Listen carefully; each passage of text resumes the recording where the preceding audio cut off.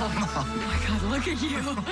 I know, it's been a while. I've missed you, kid. Emma makes her return and once upon a time serves up a major twist on this week's episode. Let's break it down.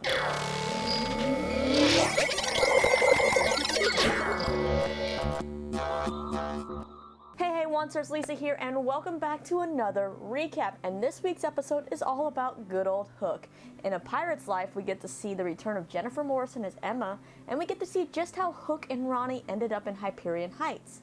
Okay, so not fully, but we get to learn why they're all together and ended up cursed together. Now, before I dive into the deep recap, I'm going to give you all what most of you probably want right away, what you want to know right up front. Emma Swan is in fact alive and happy. In fact, she's pregnant with Hook's baby, and the two are living happily in Storybrooke. Yep, for all of you who wanted a happy ending for Emma and Hook, you got it, complete with the Captain Swan baby and all. Now you're probably wondering, how on earth is Hook in Storybrooke with Emma if he's also in Hyperion Heights? And well, that's where this episode's twist comes into play. The Hook that's in Hyperion Heights is not the Killian we've come to love over the course of the show. It's actually another version of Hook that we met briefly in season 6. Yep, it is Wish Realm Hook. Yeah, you're probably wondering, wait, wasn't he like fat, old, and gross the last time we saw him? Well, you'll find out in this recap and this episode just how he got to be the hot Hook. And I'm guessing 2 hooks are better than 1, right? Now, to find out how all of this unfolded, let's start the recap and kick things off in the quote, other realm. First, to start the episode, we get to see Henry not long before he heads out on his journey to find his own story. He's getting some sword lessons from Hook as Emma watches. Now, Emma seems pretty worried because Henry's going off on his own, so Hook gives her something to ease her mind.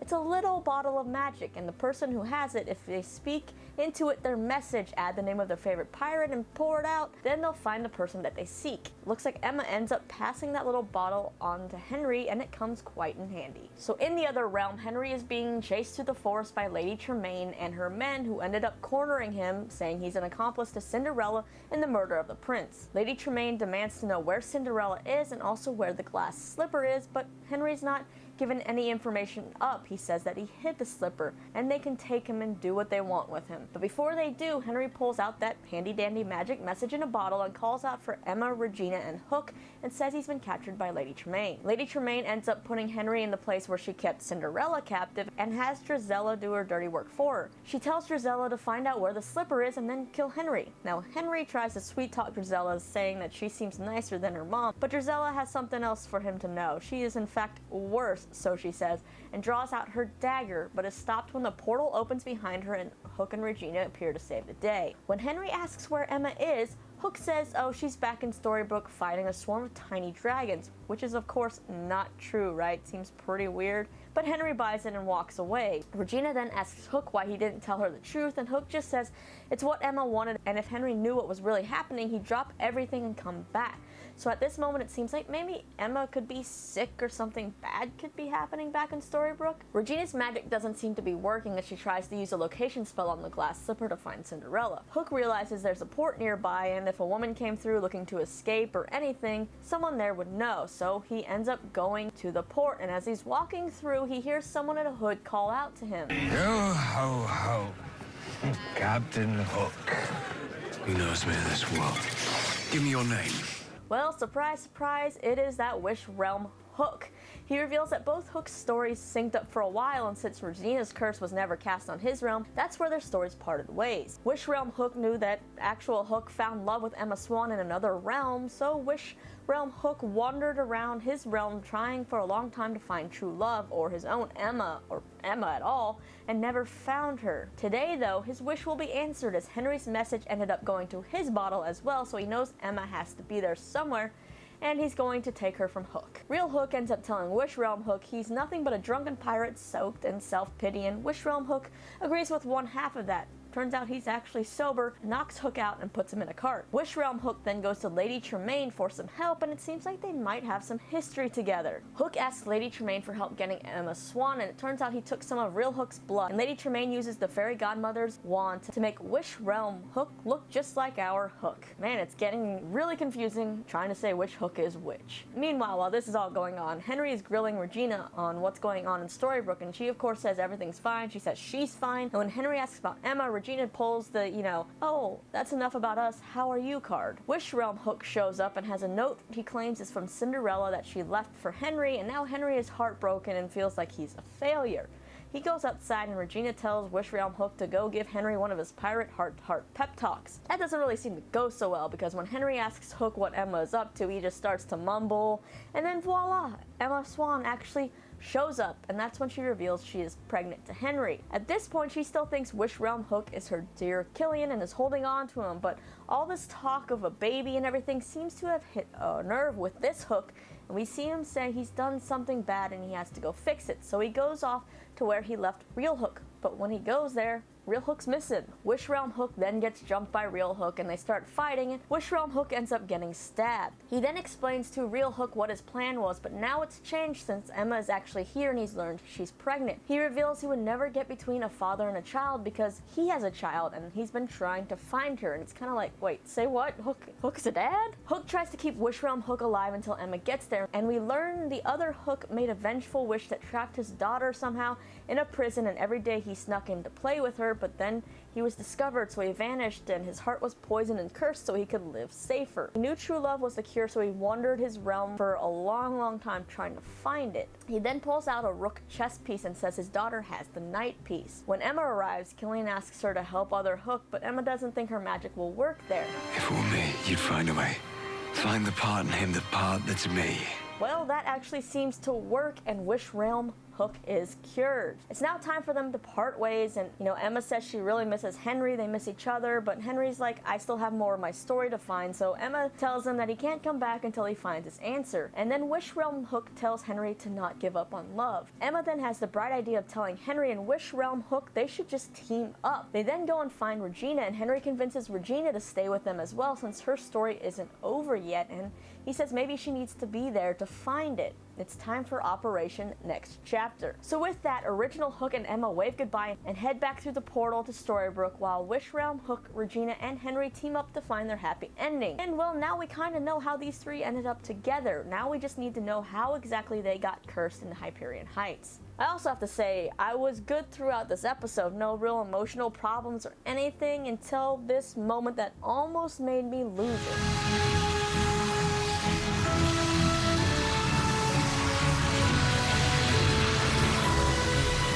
Like, that was just too cute, too sweet. Like when Hook just puts his hand on Emma's belly, ugh.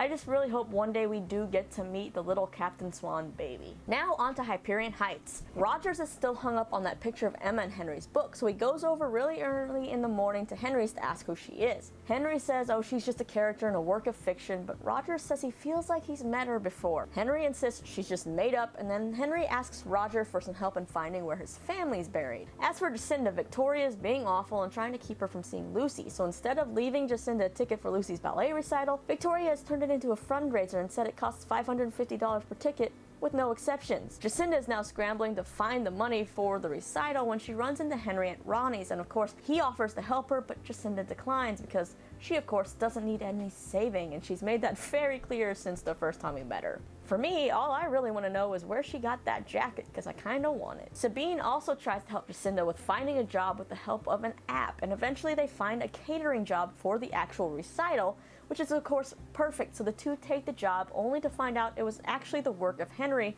who's bartending the event. Lucy comes out to hug Jacinda and asks if Henry helped get her in, and when Jacinda doesn't answer, Lucy just knows and she thinks Henry is starting to believe. Meanwhile, Sabine actually asks Henry if he's in love with Jacinda. While this is all happening, Victoria is determined to get rid of Henry. We also see that Lucy has sent Victoria a bouquet of the hyacinth flowers which have started to grow in that park. Victoria ends up calling Weaver and Rogers to her office and tells them to make Henry go away. As they're leaving, Rogers asks what that was all about because they don't work for her, and Weaver says, that's right, you don't work for her, you work for me, and it seems like he, though, is working for Victoria. Weaver and Rogers head over to Ronnie's to try to get some answers from Ronnie, but she is not helping them out at all. Instead, she tells Rogers to be careful of Weaver. The two then head over to Henry's apartment where Rogers says he can't find anything, like any incriminating evidence or any dirt. Weaver is extra observant and finds a Nancy Drew book and a doll on a shelf and concludes that a girl or Henry's daughter must have lived here at some point. So that daughter they should find because she could be the point of vulnerability. During this time, Weaver has actually noticed that Rogers has been lying to him and has been in this apartment before, and he tells Rogers he needs him to be a good detective or extremely loyal. When Weavers asks Rogers if he's loyal, Rogers responds with "Try me." Now as Rogers leaves, he grabs Henry's car keys because he sees the swan pendant on them. At the recital, Victoria's upset to see Henry there, so she asks them to do something, and Weaver takes her bracelet to use it to frame Henry. However, he isn't going to be the one to frame Henry. He actually gives the bracelet to Rogers to plant. Now after the recital is over, Weaver announces that Victoria's bracelet is missing and they're going to have to search all the employees, which causes Jacinda to get upset because she's like, oh, of course you're just going to check only us. And of course,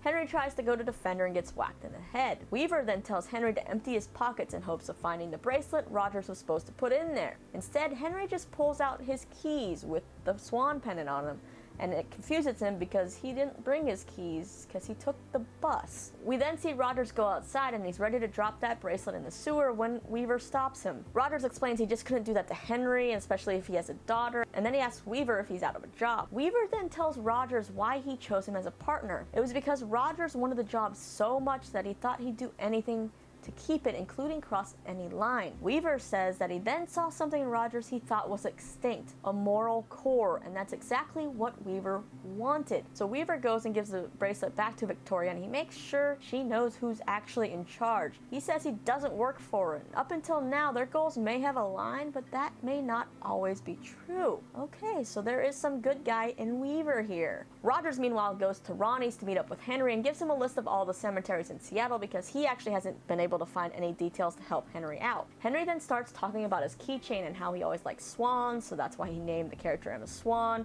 and he wrote her as the mother he always wanted, a hero. Rogers then asks Henry if he drew the picture of Emma, and Henry says yes. And Rogers starts to tell a story about how his first year on the job he was trying to find a missing girl, and he went down the wrong alley and got shot. He didn't see who it was, but a woman came from nowhere and placed her hand on his wound, looked him in the eye, and told him if he believed in her this would work, and this being healing, and she healed him and kept him alive. And that woman was Emma, the woman from Henry's book. She gave Rogers a second chance, so he vowed to use it to find that little girl, but he almost became so desperate in finding her that he almost lost himself.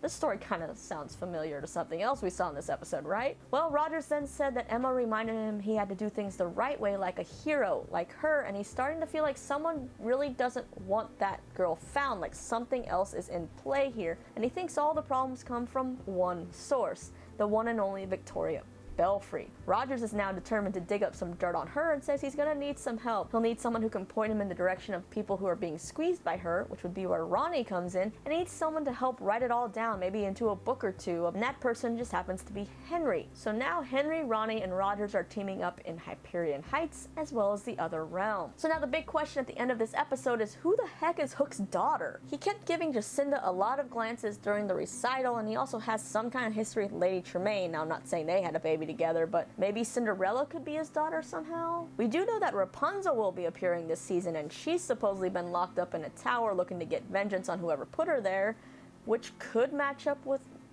Wish Realm Hook's story because he said there was some kind of curse. I don't know. Let's check out the promo for next week, though. Next Friday, Kill me now. Oh, I'll get to that. to defeat an evil stepmother, Sacrifice that boy, or you sacrifice everyone. a princess and a rebel must unite. I'm Tiana. Cinderella. But in our world, I'm gonna stop you. bigger problems lie beneath. Start digging. Do you think there's something buried down there? There's only one way to find out. Alright, so finally looks like we get to see a little bit more of Princess Tiana in the next episode, which I think will be cool, and it seems like we get to see just how Wish Realm Hook and Rogers got that hand, because it doesn't seem like he has a hook, he's got a black glove. Alright, so I have to say my favorite part of this episode was probably when Wish Realm Hook and Hook came face to face. Like, that had to be so much fun for Colin to play both of those roles, and kind of seeing Colin in a gross fat suit with gross hair again, kind of hilarious, and I think he did a great job. And I'll admit, twist I really didn't see coming at first, but then they started to make sense of it when Wish Realm Hook sort of had that change of heart, and I knew something was going to have to happen here because it really did seem like real Hook was going to go back with Emma. So I think we all knew that Emma was going to get that happy ending, and Hook couldn't stay with Henry and her for that to happen. But I do think it was a fun twist, and I'm excited to learn more about this Wish Realm version of Hook, including who his daughter is. Like I said before, right now I'm betting it's going to be Rapunzel, but we'll just have to wait and see, and we'll have to keep our eyes open to see if there's any hints of a knight chess piece somewhere. Now it's your turn to hit me up in the comments. Let me know your thoughts on this episode. First, did you see that twist coming? Are you happy that Emma and Killian got their baby and a happy ending? Who do you think is New Hook's daughter? And is Weaver playing some kind of game? Is he a good guy or not? Let me know, then you can click right over here for my Riverdale recap and hit that thumbs up if you like what you see. Hopefully I'll see you next week for another Once Upon a Time recap. Until then, have a great weekend.